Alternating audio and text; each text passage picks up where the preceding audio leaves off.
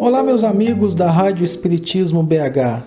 Eu sou Valdir Pedrosa e apresento o programa Estudando o Evangelho segundo o Espiritismo, onde estamos trabalhando o capítulo 19, A Fé Transporta Montanhas. Hoje começaremos com um estudo sobre a parábola da figueira estéril, que se encontra no Evangelho de Jesus segundo Lucas, capítulo 13, versículos 6 a 9, onde o evangelista diz assim, abre aspas, e passou a narrar esta parábola. Certo homem tinha uma figueira plantada na sua vinha, e indo procurar fruto nela, não o achou. Disse então ao viticultor, eis que há 3 anos venho procurar fruto nesta figueira e não o acho. Corta-a.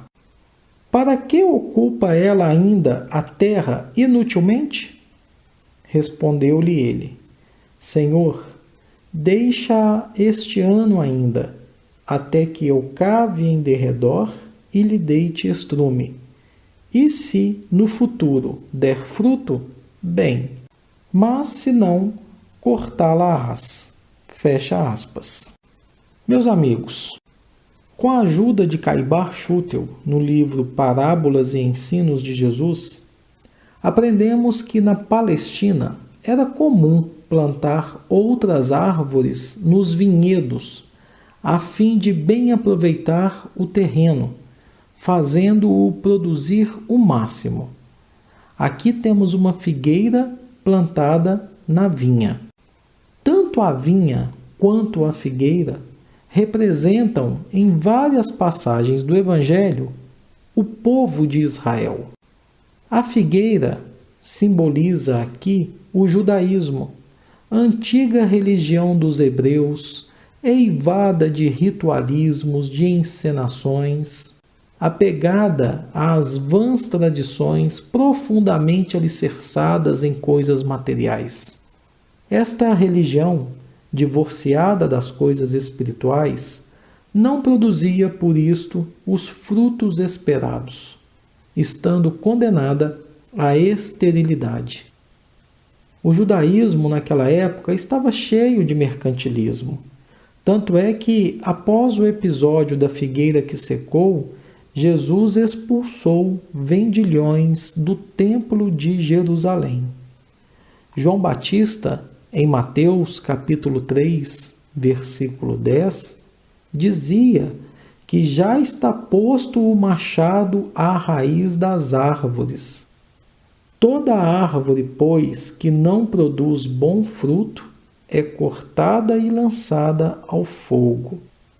As árvores a serem cortadas são todas as religiões cheias de rituais, de tradições inócuas, mercantilizadas. Assemelham-se a uma figueira cheia de folhas, frondosa à vista de todos, mas completamente estéril na produção de frutos.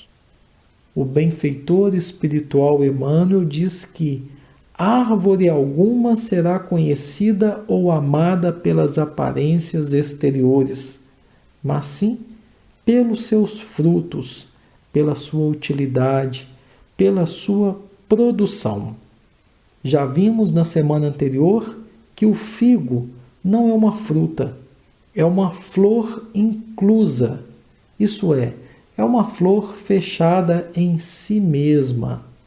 A figueira simboliza a floração interna de nossas qualidades morais e espirituais. E aí, dentro deste contexto, nós nos perguntamos: será que nós somos realmente discípulos de Jesus?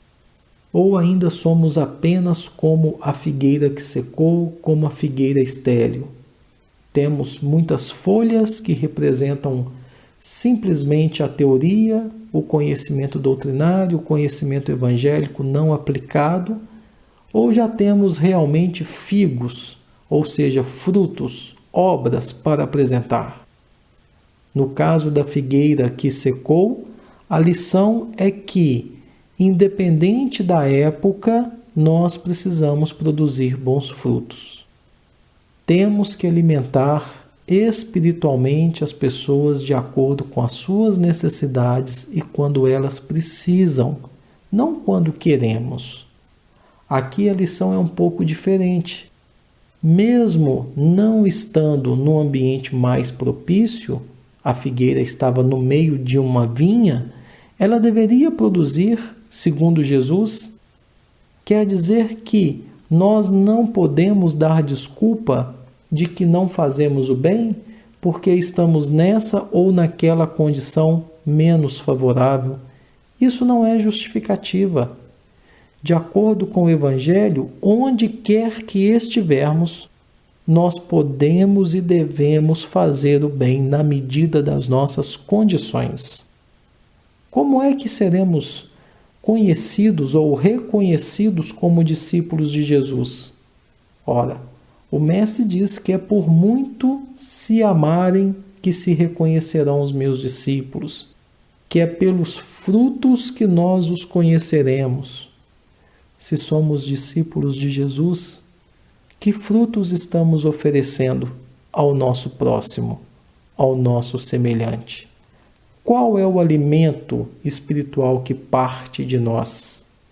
Nós precisamos nos lembrar que as árvores secas e estéreis são também as falsas obras dos homens, as ideias ocas que, a pretexto de promover o bem geral, geram apenas desavenças, porque são ideias carregadas de sentimentos de vingança, de ódio, não são árvores plantadas por Deus. O homem cristão, e aí falando especificamente de nós, espíritas, o homem espírita deve se superar e procurar ser espiritualmente fecundo, mesmo em um ambiente desfavorável. Deve florescer onde estiver plantado. Se somos uma figueira, o fato de estarmos no meio da vinha e o fato de ser mês de abril, que não é época propensa para o figo na Palestina, não importa. Precisamos produzir. Precisamos fazer com que os nossos figos sejam comestíveis, que alimentem espiritualmente não apenas nós mesmos, mas também os nossos irmãos, os nossos semelhantes. E para isso, não podemos nos esquecer que nós temos a nosso favor a benevolência de Deus e a assistência caridosa e devotada que nos dispensam os espíritos amigos, que são os prepostos de Jesus em benefício do nosso progresso, do nosso aperfeiçoamento.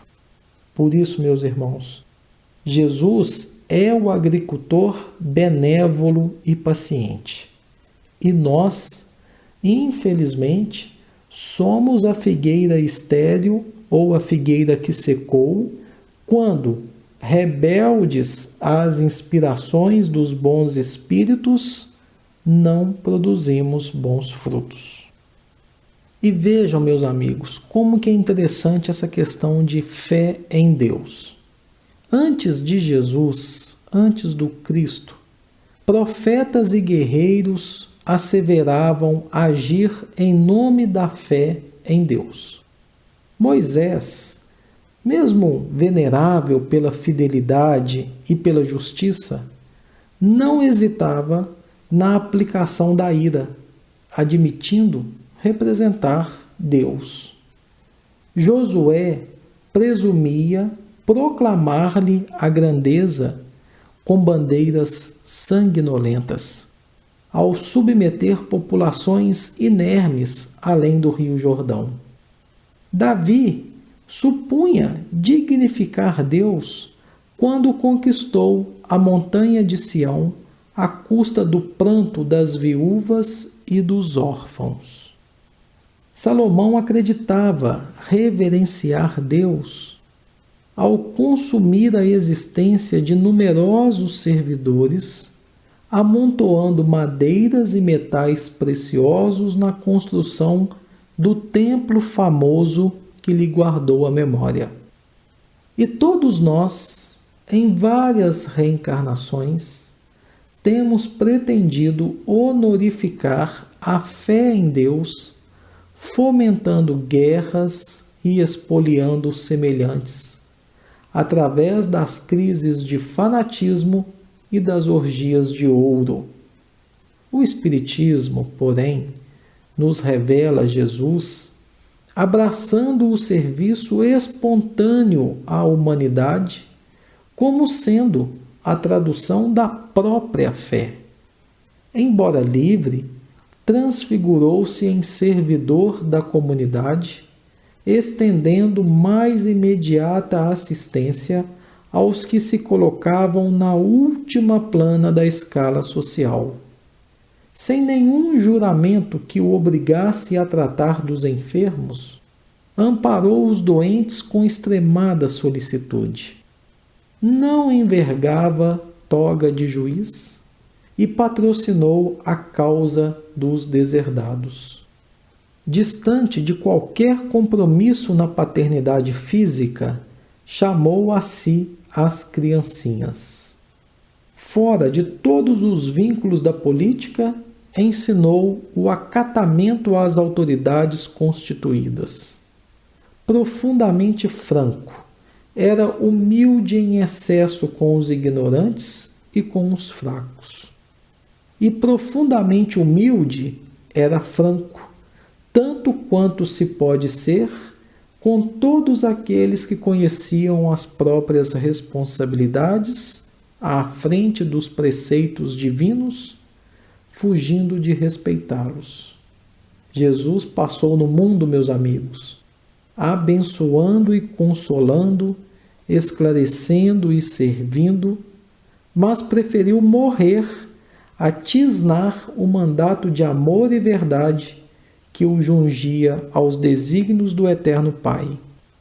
Nós nos lembramos de um alerta de Emmanuel, quando ele diz que para todos nós, cristãos, tanto os encarnados quanto os desencarnados, tanto para os que já estão na luz da doutrina espírita ou para aqueles que ainda estão ausentes dela, é importante, é fundamental o exame periódico dos nossos testemunhos pessoais de religião na experiência cotidiana, no nosso dia a dia, a fim de sabermos o que vem a ser fé em Deus em nós e fé em Deus no Mestre que declaramos honrar. Qual é o tipo de fé em Deus que estamos praticando no nosso dia a dia? O ideal é que seja essa fé em Deus que Jesus nos ensinou. Afinal de contas, Ele é o nosso modelo, é o nosso guia, é a Ele que devemos seguir, é com Ele que estamos aprendendo. Então, nada mais justo e necessário do que seguirmos os passos do nosso Mestre. E com esta questão da fé em Deus, nós ficamos pensando, qual que é o roteiro da fé? Ou mesmo, será que existe um roteiro da fé? No Evangelho de Jesus segundo Lucas, no capítulo 9, versículo 23, Jesus diz que se alguém quer vir após mim, negue a si mesmo, tome cada dia a sua cruz e siga-me. Ora, meus amigos, o aviso de Jesus, podemos assim dizer, é insofismável. Siga-me. Mas existe muita gente a lamentar-se de fracassos, de desilusões em matéria de fé. nas diversas escolas do cristianismo, porque essas escolas não acatam o conselho do nosso mestre. Como assim? Reclamam essas pessoas que buscam Jesus fazendo a idolatria em derredor de seus intermediários humanos. E como toda criatura terrestre, os intermediários humanos do Evangelho não podem, obviamente, substituir o Cristo junto à sede das almas.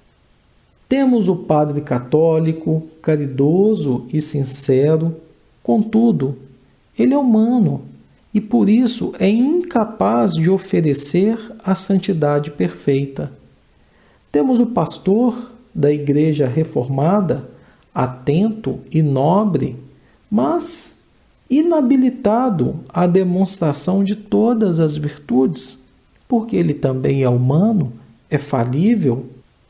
Temos o médium espírita, abnegado e diligente, mas distante de sua própria sublimação, porque também está no caminho da evolução, ainda bem imperfeito.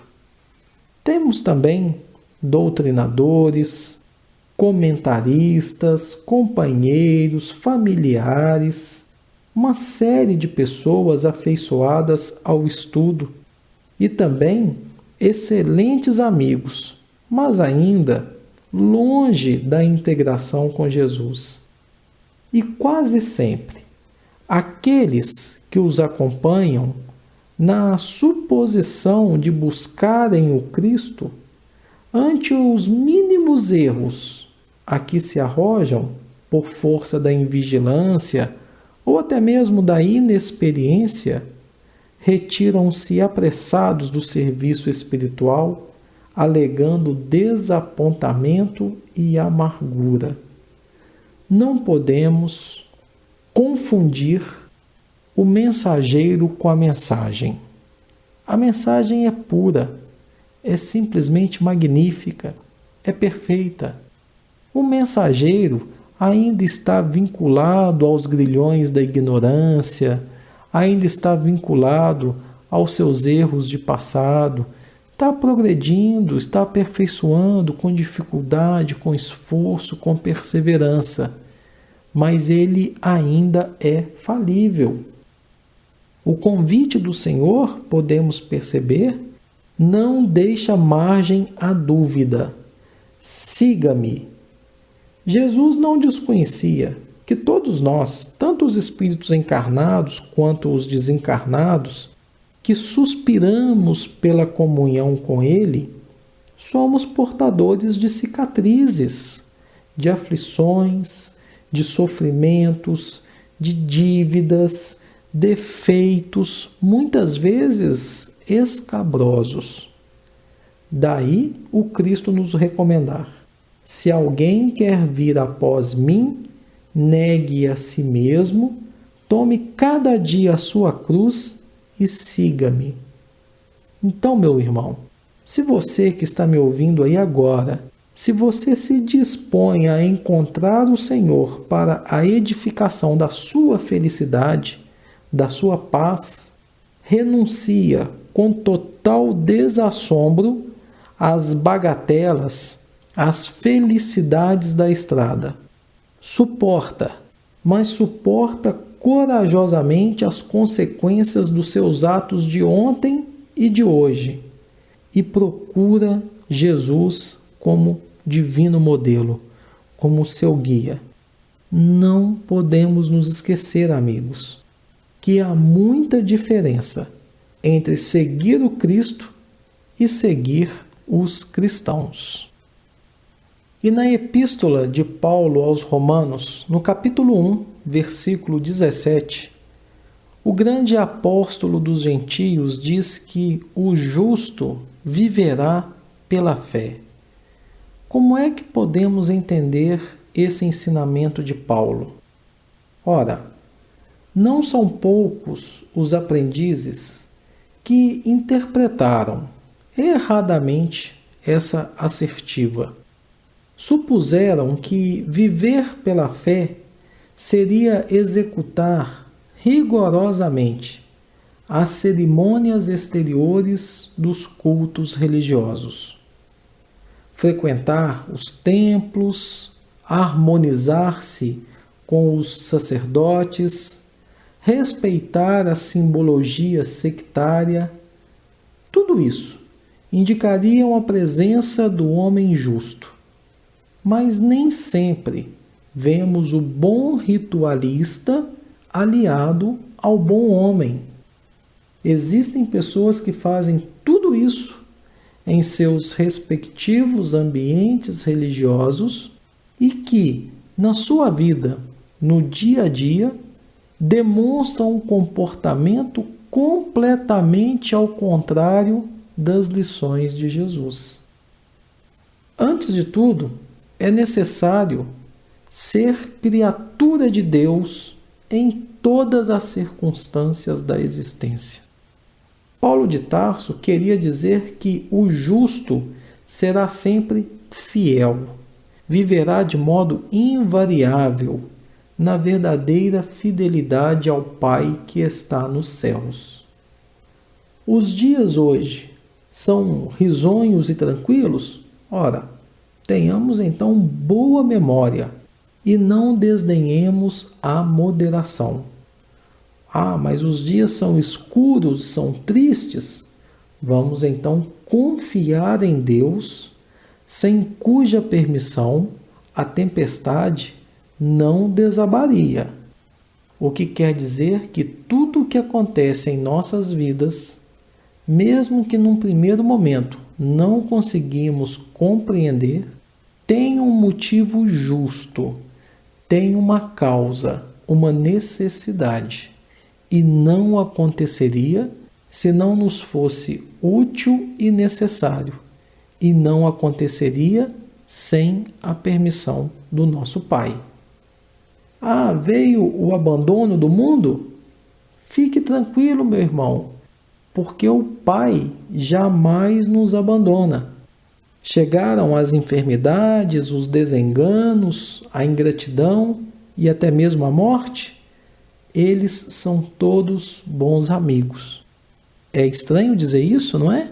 Mas sim, todos eles são nossos bons amigos, porque trazem até nós a oportunidade de sermos justos, de vivermos pela fé, ou seja, de nos ajustarmos aos parâmetros definidos pelo Cristo, de vivermos pela fé, segundo as disposições sagradas do cristianismo. Para interrompermos o programa de hoje, traremos uma mensagem ditada por um espírito protetor que se identificou pelo nome de José e que foi recebida em Bordeaux no ano de 1862. Se encontra no capítulo 19 do Evangelho segundo o Espiritismo e o título é A Fé, Mãe da Esperança e da Caridade.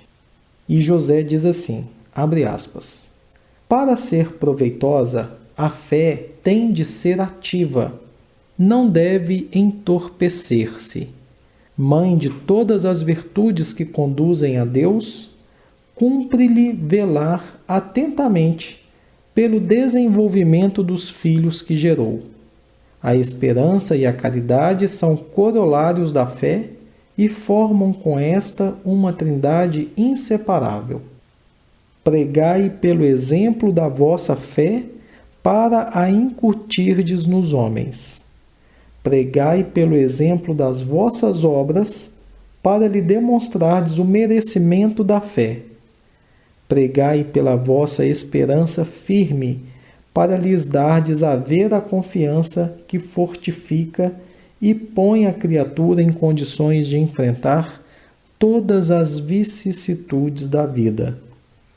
Tende, pois, a fé, com o que ela contém de belo e de bom, com a sua pureza, com a sua racionalidade. Não admitais a fé sem comprovação. Cega, filha da cegueira. Amai a Deus, mas sabendo por que o amais. Crede nas suas promessas, mas sabendo por que acreditais nelas. Segui os nossos conselhos, mas compenetrados do que vos apontamos e dos meios que vos trazemos para o atingirdes. Crede e esperai, sem desfalecimento. Os milagres são obras da fé. Fecha aspas.